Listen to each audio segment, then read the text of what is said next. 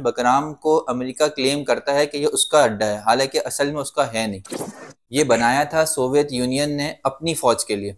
America का कहना ये है कि वो यहाँ बैठ के चाइना के एटमी पावर प्लांट के ऊपर नजर रख सकता है। करीब है उनमें ख्याल में। हाँ, चाइना के करीब नहीं है, लेकिन खत्ते में चाइना, पाकिस्तान और रशिया के बिल्कुल सेंटर में वाक़ है। अमेरिका जिस इलाके में होता है उस इलाके में खून खराबा होता रहता है, और वो इलाके इंतहाई ज़्यादा कमज़ोरी का और इंतहाई ज़्यादा माशी बदहाली का शिकार रहते हैं।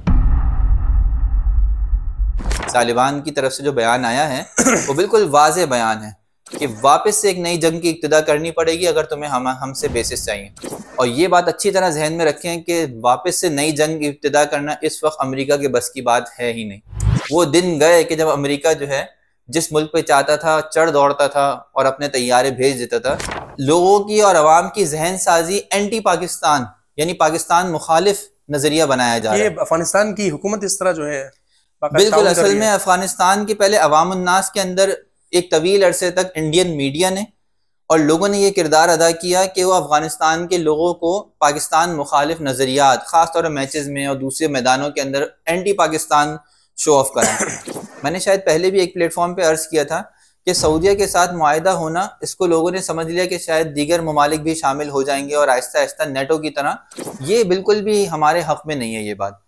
क्यों? इसलिए कि अगर ज़्यादा ममालिक इस मुआहिदे के जेल में आ जाएंगे तो ये मुआहिदा अपनी जान खो देगा। तो अल्हम्दुलिल्लाह यहाँ हाकमियत आला अल्लाह की है, कुरान और हदीस के ऊपर अमल किया जाता है।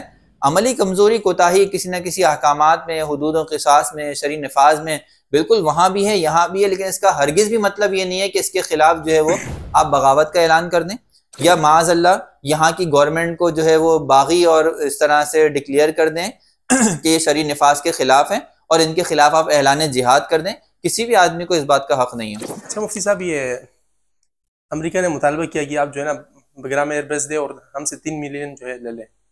आगे से तालिबानों ने कहा कि नहीं, हम जो है $1 बिलियन लेंगे। तो क्या ये तो चंद जर्नलिस्ट ने ये रिपोर्ट की है